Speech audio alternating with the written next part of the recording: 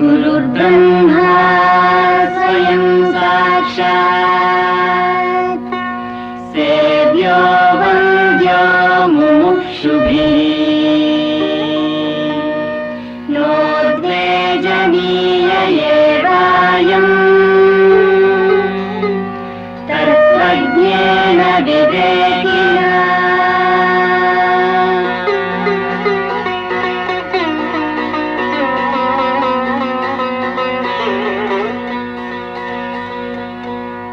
The Brahmadeva or Swarga or Indra and things like that.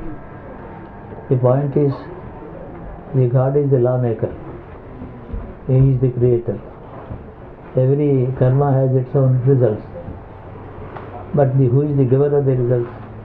Under the law made by the God, they are dispensers of the karma, results of karma. They are not the judges to give what result or what karma. Under the general law of the maker, they are only givers of the dispensers, of the deliverers of the karma phala, result of the karma. So, while propitiating or worshipping the grahas, are we doing the right thing? Suppose the court has ordered hanging of the criminal. There is a hangman. Can we bribe him? He is nobody. And then what is the stature of these Navagrahas is the basic question. So in the ancient Purana there are a few references here and there.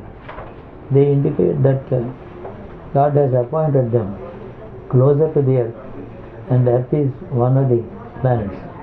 So the planets draw certain forces from the sun and deliver the results of karma to the men, to the humans, where the earth is one of the planets. They are accompanying the planet earth around the sun. So they are not independent forces. They just implement the law and the judgment. In that sense we have to, and which is why there are presiding deities for the 9 planets. Planets are known to anybody, they are only huge masses of material, matter, earth and fire. And that mass of the planet is not the force that we are worshipping. Somebody, a deity presiding over that planet. So, nature of the deities is important.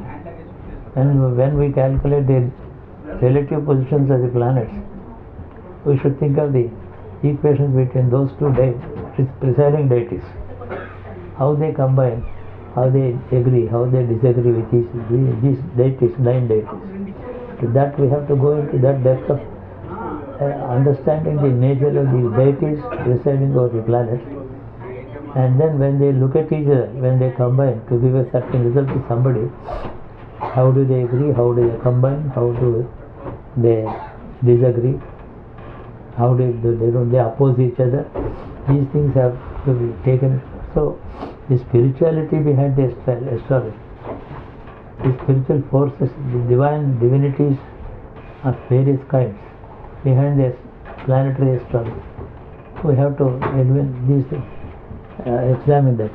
Perhaps that is the more responsible, more important thing that has been causing many major changes in the history of mankind. And also these changes are progressive. In fact, the human race itself is evolving with the aid of these, under the supervision of these presiding deities. So ultimately the divine, the maker of this universe, he is guiding us through others. And after all, earth by its size or importance is very insignificant in the Brahmanda. The creation is so big, earth is not even a speck. So those planets accompanying the earth to go round the sun, they are closer to us. And we are not close to the heavens, we are not close to the Brahmaloka or something. They are nowhere near us. We can't even imagine the distance about it. So, like the president is there in Washington. He is the head of the entire country's administration. Then there are governors, there are other secretaries, there are various generals in the army. There are, at least about 5,000 other important officials are ruling the whole state. But all of them, except the president as supreme authority. And he is also assisted by a Congress. Similarly, the planets are no doubt moving physically, but the presiding forces are presiding. That has to be clearly explained in some chapters. When you please think of it when you wish to write a few lines. The divinity and the planets, the divine forces and the planets, various forces, they are somewhat described in the mantras, and even without the Veda mantras we know which is the presiding deity over a certain planet. Yamaya Somagam, the Yama, who rules the departed souls, he is presiding over Saturn. Something like that, we have to go deeper into with that somewhat deeper understanding, without stopping with the planetary movements and their internal distances. If we go into the divinities that have been given in the Vedas, our understanding will be clearer and better. Oh, this is the God that is making. Now, as I said yesterday, on one day Jesus was born, another day prophet was born. Those divine forces are ordained. They are responsible. They guided the birth of these great men, prophets, and then they would guide the mankind. So the forces that combined into the birth of a Jesus or birth of a prophet, that's a great, far higher supervisory destiny of the mankind. Entire mankind is being guided rather than that of a small individual. Individual is also part of the mankind. To some extent, the 9 planets, not that the 9 planets are directly interested in a small individual, but are we not enjoying the good and bad, or the heat and cold of the seasons? The seasons have no intention to make you comfortable or discomfort. They have no intention, they are neutral. But we are experiencing. Anyway, a kind of a neutral mega force, a combination of all these gods and presiding over the 9 planets, they are guiding the destiny of mankind. From that view, if we are going to write something, I would put forth many proposals before you and my other friends. Because the reason I cannot put 2 sentences on paper now, that's not my time now. But anyway, when we discuss as we discussed yesterday, the same planetary configuration have given Jesus one day. Today it may given somebody Hitler, who don't know, or somebody another well-wisher of the mankind. Same configuration or other configuration which is totally opposite to that. Hitler was also born. The major massacre of mankind took place in Russia. 2 world wars had taken place. What are those deities deciding about the fate of humanity in the name of planetary combinations? Apparently it is combination of the planets we are studying, but we have to go into the nature of those deities presiding over the planets and their combination that is working on the mankind. No, after all is said and done, the planets do not influence any individual with a special attention on him. No individual is related. That way, even God is not related to any particular individual. He has no attitude to any individual. It is the individual who develops an attitude in the God for him, unto himself. Like we take water from the river. River is not giving us. Our river has no attitude at all. So this way we have to think of the nature of God, the nature of dispensation of these planets towards the entire humanity. And humanity sometimes is in finding out some great prophets taking birth, and some other devil taking birth another day. These two are the results of the combinations are interaction between those deities presiding over the planets. From this point of view, the divine dispensation through astrology, to start with, that should be your first chapter. Then we can think of it. Then we can discuss if we like. So the meaning of the mantras, it also indicates. Meaning of the mantras is one thing, and the nature of the God that is presiding over a planet, we know what is he. What is a kind devotee, a kind, the nature of the dispense. There may be a God which is kind, which is not kind, which is a punisher, which is a savior. Jupiter is a savior. Saturn is a punisher. He punishes. Even punishment is not with any anger or any hatred towards any individual. It's a cleansing process. The garment is put into the washing machine. It undergoes terrible distress, but is emerging clean. Similarly, we have to understand and explain. See, otherwise people cannot develop a kind of understanding of astrology. There is a great theory behind it. It is the Creator's own intention. So the God vis-a-vis the individual is the individual's own business to develop an attitude in the God unto himself, not for the God to take care of. God has no attitude anybody. That is known as the jnana. The God is ultimate wisdom. He has no attitude, he has no likes, dislikes, he has no preferences. Somebody is not better preferred against someone. Absolutely no. Just like the sunlight. Sunlight has no partiality. It's just shining. Your yard is open, there is shining in your yard. Somebody has closed it, it will not shine. It's the human mankind that enjoys the experience the sunlight. Sunlight has no attitude. But there one thing we should not forget. The sunlight is full of some, not merely energy, but wisdom also. It has his own wisdom. The presiding deity is the wisdom. The intelligence behind the sunlight is the presiding deity, which is described. So these are all things I want to impress on your mind. The reason is mundane astrology is 10 times more important, 1,000 times more important than horoscopes. Horoscopes, they don't matter at all. They don't matter whether it is Raja Yoga or other Murti Yoga. How does it matter? We have been narrowing down the importance of astrology by stressing too much on horoscopy. That's not the very purpose of it. So anyway, the development of the scientific attitude in the man, or just without any analytical knowledge, just blindly believing in some force. Both ways the experience is the same. Whether you try to analyze the nature of God and you experience the same thing. Even as a blind believer, experience doesn't alter. Experience is ultimate, whether with knowledge or without knowledge. But ultimately, for the sake of making people understand the very nature, philosophy behind astrology, we have to explain these things in our own way. So take a planet, the presiding deity, nature is presiding deity is like this, and then towards the mankind it is giving these results depending on this nature of this God. Interaction between two gods. One day Jesus was born, another my prophet was born, Hitler was born, devils were born.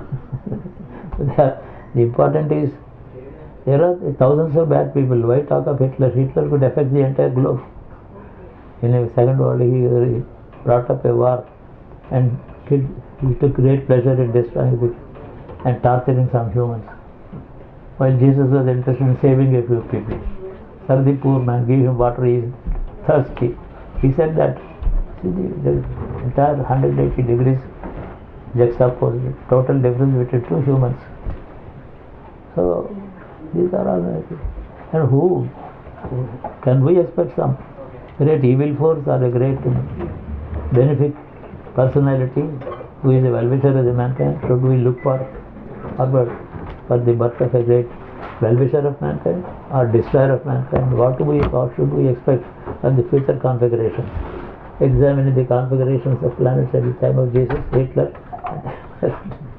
That will give you some clue. So the philosophy behind astrology is much more important. There are textbooks on astrology, they are different. Textbooks give some basic guidance for the basic astrology, but a deeper understanding of the basis of astrology is more important. That's what I say. It's not impossible. We can swim and dive also. We can go deeper. See, diving is not possible for a man who does not know swimming. First swimming, and then diving, and then deep. With an oxygen cylinder, you can go 7 kilometers deep into the sea. What is not possible? Astrology is the most interesting subject to the brilliant intellectual of today. Astrology, I don't mean astrology that we read in textbooks, horoscopy and muhurta and these things, they are not important. Even muhurta is there. Is it all perfect? That are we fixing excellent muhurta? Muhurta is part of the destiny of the man. If his days are good, he gets a good muhurta, not otherwise. And we talk of vastu and all that. Does it change the man's destiny? So there are only two forces that are governing our lives. Individual destiny of the man, result of his past life actions, plus all-pervading divinity. That is the ultimate force that is governing our life. These put together is our experience. One cannot say, oh, this house is having doorways on the wrong side, therefore you are not getting this on that. That's not. Just a doorway in a particular house cannot change his destiny. Even more. So we have to have a mega view of this stuff. Unless we contribute a chapter on the divinity behind the planets and the philosophy of astrology. Perhaps those people who believe in the divine force and the creation by the Creator and the destiny of the mankind, they can understand this logic better. A non-believer is totally happy. He doesn't believe in God, he doesn't believe in astrology, he doesn't believe in anything. He is independently. Oh yes, he is moving happily. He is the happiest man. The non-believer is happier than the believer. In fact, he is enjoying his life. And that is part of his destiny. Even that is destiny. So we have to cater to the needs of logical thinkers who question the validity of astrology, They may be, but there are people who don't believe in astrology, they believe in God. They may understand this logic. So take the examples of these important men in the 2000 years. When even Krishna was born, along with Krishna, several devils were also born. So 10 years this side or that side. And by the time when he was born, India was totally, the entire subcontinent was ruled by evil people. There were no good people, but the people were good. They were learned Brahmins, honest Brahmins, good Brahmins, well-wishers of mankind, great Kshatriyas, great Brahmins. But they too turned evil by the time the war was taking place. So, but one man who could understand the entire picture, he started acting in his own way, without taking a sword in his hand. Try to reform the entire country, eliminate the evil people one by one, nicely, without declaring a war. So we always think of Krishna playing with the girls in his childhood. That is not important. He lived 120 years. The playing with the girls in the childhood is only for 10th year, 11th year. Then he lived another 110 years. Why don't you think of the deeds of Krishna the rest of the time? So in fact, an analysis of Krishna's life would also, we can justify these planets. Some horoscope is given of Krishna also. We can correlate the divine forces on the presiding over the planet and the personality of Krishna. It would be an interesting analysis. Anyway, I have thought of many things, but I can't put anything on paper today. My energies are not, a concentration of mind is not sufficient. It likes to sleep, it likes to relax, looking at the clouds and the sun and moon, not thinking at all. I am in the Sunday of my life. 6 days are over, weekdays. Now I am enjoying my Sunday, the last ticket. So people don't do anything serious on Sundays. They go and attend a football match because they have worked hard on 6 days. Like that, at the man already 84, I don't like to do any hard work because I can't. If I start doing it, there will be so many defects in this. So my right eye doesn't read, left eye reads. There is some weaker vision. They are part of nature. Nothing to complain about it. I must thank God that I have been all right, and even today maybe eating and talking. So aging is not a sickness. Sickness is not aging. Aging is not sickness in nature. Like we treat pregnancy of a woman as doctors attending on her. Doctors should attend only on a disease and a sickness. And pregnancy is not sickness. We have to distinguish between. So anyway, our attitude to these sciences that are dealing with destiny of mankind primarily, and then individually.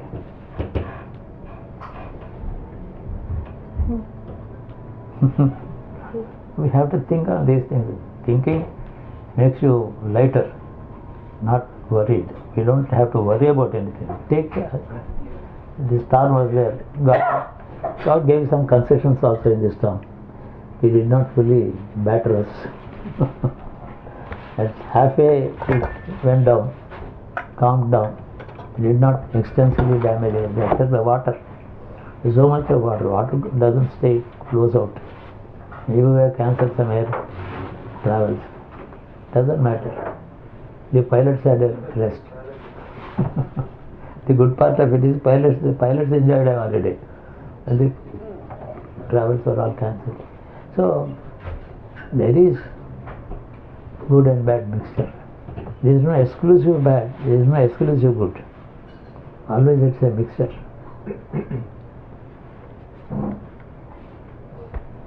It's a potpourri. We have to enjoy. There are 10 places, 10 things on the table. We have to choose what to eat. It's a compulsion. Anyway, these are the things I wanted to share with you. Are we meeting again? I will go in the afternoon to his place. On the way, I visit a lady doctor, about whom I said, her husband is in distress. I spent some time on the way with him. And then onward journey, our parent, what is the name of it? Oakdale. Okay, I'll stay there tomorrow also. And the day after I'll return. Yeah, we'll come back on Saturday. Please do. We must sit together. I'll go on talking something and you are a patient man. No, interesting. Very interesting. Last night I became curious because of what you were talking about, and I looked up Genghis Khan. And I couldn't find the date of his birth, but I did find the time when he took the name Genghis Khan. Up until that point he was just a rebellious youth, and he was going out and fighting, but he didn't have an army. But now he actually took the name Genghis Khan, and then he started his campaigns. Okay, but that was actually during a Saturn K2 conjunction, which I thought was kind of interesting. K2 represents the Mongolian people, and they say K2 is a Buddhist. So it's kind of yes. Anyway, I thought it was kind of interesting. Ketu rules departure, separation. Suddenly two things are separated. Ketu rules. Ultimately, even when a hanky drops from your hand, that is Ketu. It's anything from the minormost to the mega. That is why Ketu is ruling moksha. The jiva permanently leaves this material world, never to come back, and it doesn't assume another body. Moksha is nothing but emancipation from the rigmarole and the continuous botheration of rebirth, and every birth accompanied there is a death, there is sorrow, nothing to really enjoy in this world. So the cessation of the rebirth, chain of birth, is ascribed to Ketu. This soul gets relieved from this material world, never to come back. Therefore, that element is there. Among the sciences with a spiritual background, Yajna is also a science with a spiritual background, but it is ritual, no thinking about it, not even 2 minutes of thought. It is not there in the Yajna. Continuous ritual, chanting the mantras, offering the fire, but there is a spiritual secret behind it, and likely to be. But unless the yajna is attended to by proper material supply, it should be purified. The Brahmin who presides over the yajna must have a pure mind. He should have the God in his mind, the devas, the deities in his mind. It all depends on the purity of the material and the man. Then yajna gives the results. But these two, purity, high level of purity, are the people involved, are the material involved. What is meant by purity of the material? It must be hardened by me. I can't demand things from people, collect money from others, and try to save a part of it for myself. That's not pure money, it doesn't yield anything. Contribution voluntarily by pure, honestly earned money. Yes, if you want to perform a yajna about 2 years later, start saving from your hard-earned money a little, put it aside. Do the yajna only with that, without demanding money from others. So, in fact, material supplies money, they should be pure. The purity of the material yields the results of the yajna. There is no such purity. Sometimes people say, Vishwashanti, for the peace of the whole world, I am performing this, they say. Peace of the world, how can one yajna without that high degree of purity, how can it yield?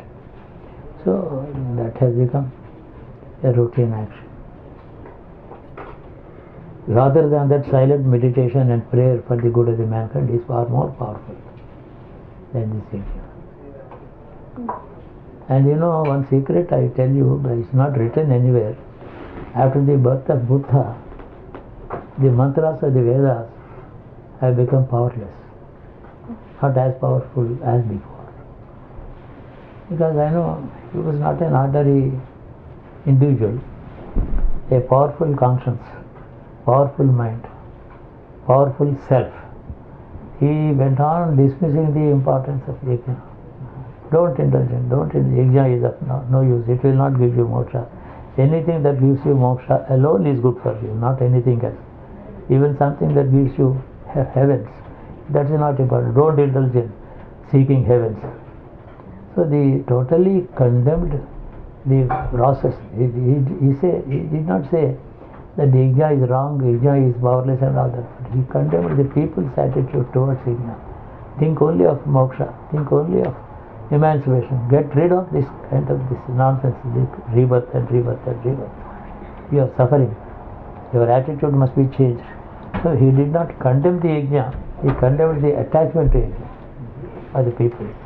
He knows the power of yajna very well. He knows the Vedas, message of the Vedas.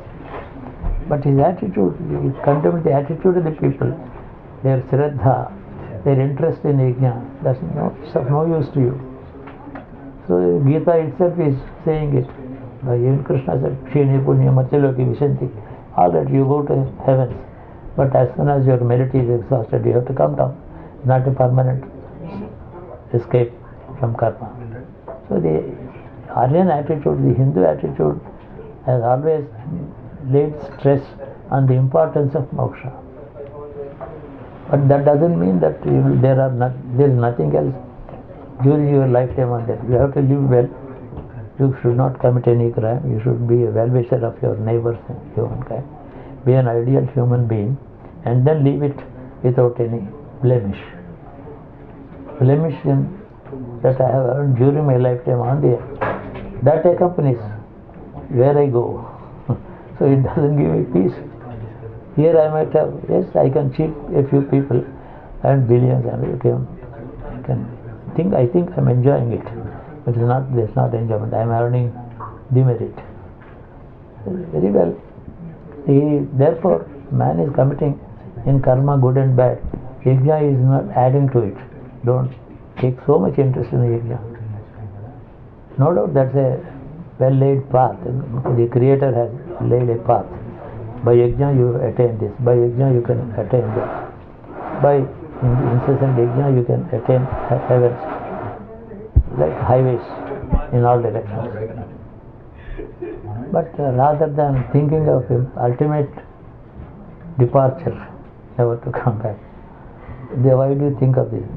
In this process, what had happened is the power of Veda mantras reduced, because the power of his personality. Later, today, any Veda mantra is full of life. Although it's a collection of a few words, combination of a few sentences, there is an inherent power in the swara, the tone, the intonation, the pronunciation, and the swara. Swara and intonation and pronunciation, they are two different things.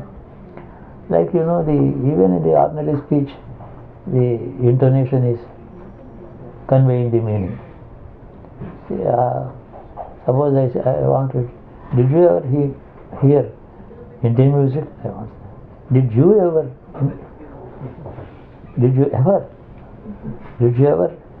listen? Did you ever listen Indian music? It is stress on every word, gives a different attitude. So Veda mantra is something like that. So the intonation and pronunciation, variations in the stress on the voice, that ultimately, there is swara in Veda mantra. He said, Vedas are not important, our tapas is important. Vedas are great, no doubt. But they are attaching you to the material, more than detaching you from it. The Vedas have made the more stronger, they have resulted in the stronger attachment of the man to this material world. They have not been teaching you what is ultimately important to you. No choice. In this process, the Vedas became powerless because of the power of his conscience, his word, his mind, his thought. Therefore, the Vedas lost their inherent living life power. They are there, but they have left this world. The life of the living life force of the Veda mantra cannot be destroyed. But they have left this world because suppose a certain concept is not receiving any attention somewhere, that concept leaves that area. That's it. So Veda mantras became powerless, with the result that Prana Pratishtha invoke the Veda mantra into a vessel of water, and then lend your life force into the Veda mantra, and then use it. This process has come into existence. Investing the Veda mantra with life, that has become a process today. There was no need to invest life force into the work, it was naturally powerful, not today. So Buddha is a kind of he did great damage to the tradition of Veda mantras, but his teaching is ultimate. You can't say he is wrong. He is not wrong. He is much more right than many people, but it doesn't apply to the common man society. Moksha cannot be attained by a group of people, like pilgrimage in a busload of pilgrims. It's not so. Cannot be. You have to think of all this. Write down something. Okay, let us